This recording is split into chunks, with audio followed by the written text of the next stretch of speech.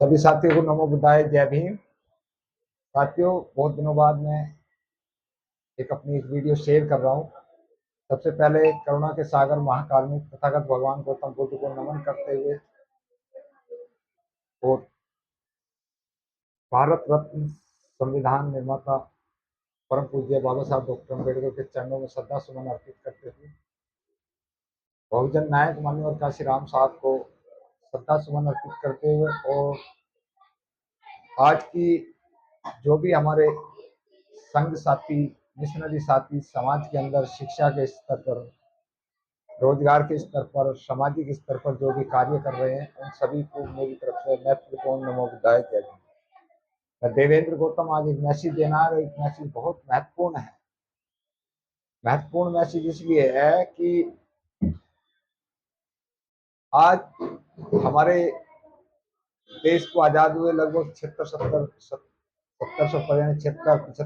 साल हो चुके हैं और समाज की परिस्थिति में भी बदलाव आया है। समाज ने तरक्की करी है, ऐसा नहीं है कोई कह दे, परम पूज्य बाबा साहब डॉक्टर अम्बेडकर की ये देन है। लेकिन एक चीज हमारी जो है, क्योंकि आज जो वीडियो बनाने का मेन मकसद है वो ये है कि बाबा साहब डॉक्टर अम्बेडकर ने एक चीज हमारे देश को, हमारे समाज को दी। मुंबई के अंदर एक सभा चल रही थी, उसमें बाबा साहब डॉक्टर अम्बेडकर को अतिथि बनाया गया।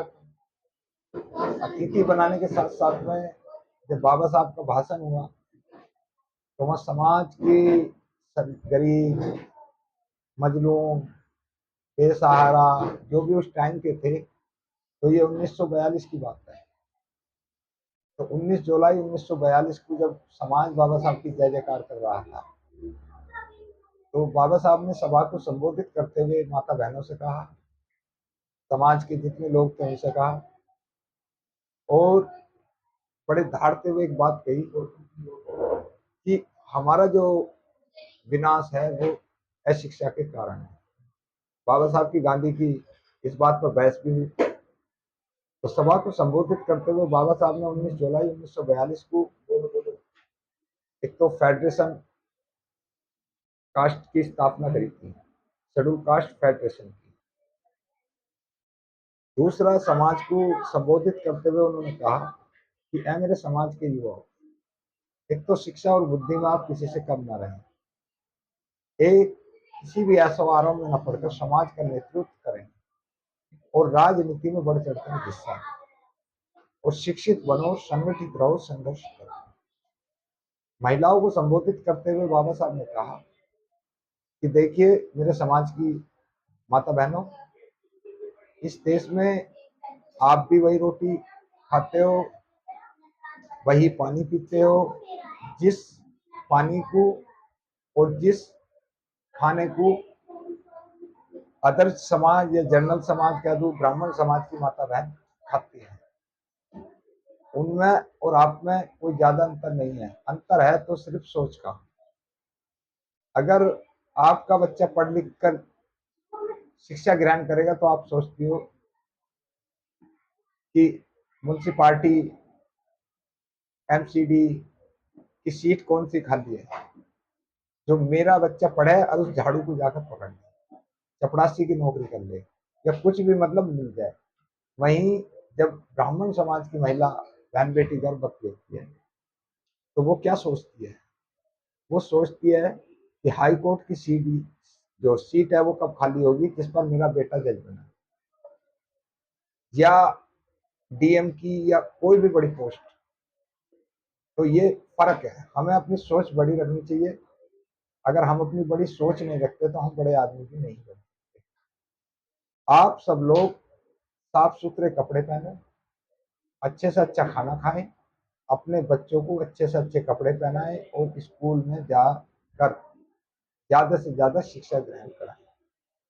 ये मंत्र परम पूज्य बाबा साहब डॉक्टर अम्बेडकर ने 19 जुलाई 1942 को दिया था। डेट 20 भी हो सकती है, 21 भी इसमें वो नहीं है, लेकिन जो किताब में LR वाली जी के में लिखा हुआ है वो 19 जुलाई 1942 शेड्यूल कास्ट फेडरेशन की स्थापना करी थी।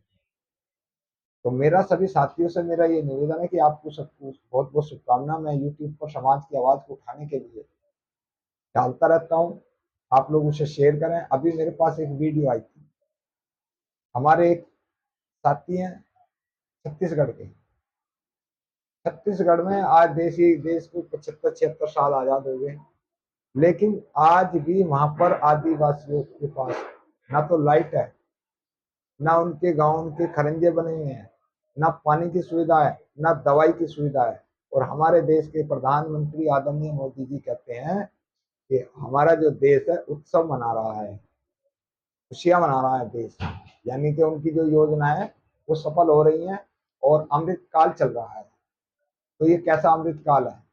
अभी आप देखिए देश के अंदर मैं आवाज उठाई है, बहुत सारे लोगों की उठा भी रहा हूँ और अपने प्रयास से मैं जितना हो रहा है उतना कर भी रहा हूँ कि देश के अंदर अभी लगभग 90,000 स्कूल बंद कर दिए गए हैं पूरे देश में, और उत्तर प्रदेश में 5,000। तो हमारे मुख्यमंत्री जी का क्या योजना है ये तो मुख्यमंत्री जाने या सरकार जाने, लेकिन हर देश का आप किसी को भी देखिए, हर देश के अंदर शिक्षा को ज्यादा से ज्यादा बढ़ावा दिया जाता है। हमारे देश के अंदर शिक्षा को घटाया जा रहा है।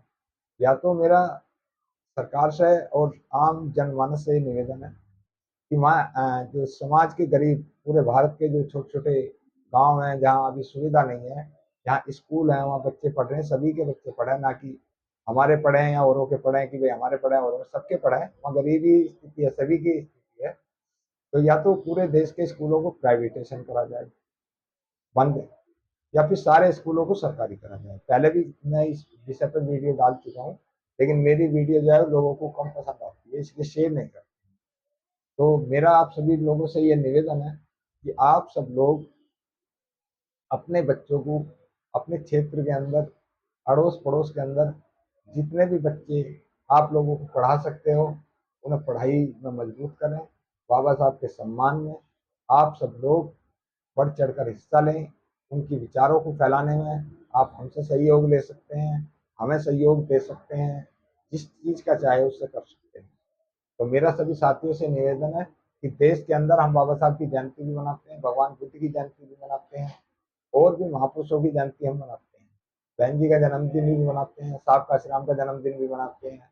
लेकिन हमें जो जिस शब्द ने ताकत दी, जिस शब्द की बदौलत हम यहाँ तक आए, जिस शब्द की बदौलत हम सरकारी नौकरी में गए, जिन शब्दों की बदौलत हमारे समाज में एकता आई, जिन शब्दों की बदौलत हमारे समाज के अंदर राजनीति आई, उस शब्द का जो बाबा साहब ने उच्चारण करा कि वे शिक्षित बनो, संगठित रहो, संघर्ष करो, इस पर हमारे किसी भी सोशल वर्कर ने, राजनेताओं ने या किसी भी व्यक्ति ने इसका आगे प्रयास नहीं करा इसे बढ़ाने। इस दिन इस देश को ये मंत्र दिए गए थे, इन मंत्रों के द्वारा ही जो हमारे देश का उद्धार हुआ, हमारे देश शिक्षा की ओर बढ़ा, और महापुरुषों के सम्मान में हमें ये आयोजन जगह जगह करने चाहिए, पूरे देश के अंदर करने चाहिए, लेकिन जहाँ जहाँ जो संस्था है वो इस काम को भी जरूर करें। तो मैं देवेंद्र गौतम, सम्मान एक अधिकार, आप सभी का हार्दिक अभिनंदन और वंदन करता हूँ, और निवेदन करता हूँ कि आप सब लोग जो भी मेरी वीडियो देख रहे हैं वो कमेंट जरूर करेंगे। मेरी तरफ से आप सभी को इस पवित्र मंत्र जो बाबा साहब ने दिया कि बस शिक्षित बनो, संगठित रहो, संघर्ष करो, उसकी हार्दिक हार्दिक शुभकामना देता हूँ। और अपने जीवन के अंदर कदम दर कदम जिस तरीके से भी महापुरुषों का प्रचार होगा, जिस स्थिति में मैं रहूंगा उसको मैं करता रहूंगा।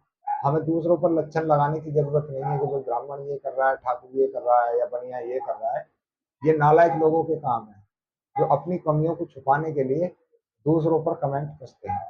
हमारा फर्ज क्या है समाज के प्रति, हमारा कर्ज क्या है समाज के प्रति, हम क्या कर सकते हैं बेहतर अपने समाज के लिए, उस पर हमें काम करना चाहिए। मैं आज यहाँ जो है आप सब लोगों को हार्दिक अभिनंदन और वंदन। नमो बुद्धाय, जय भीम।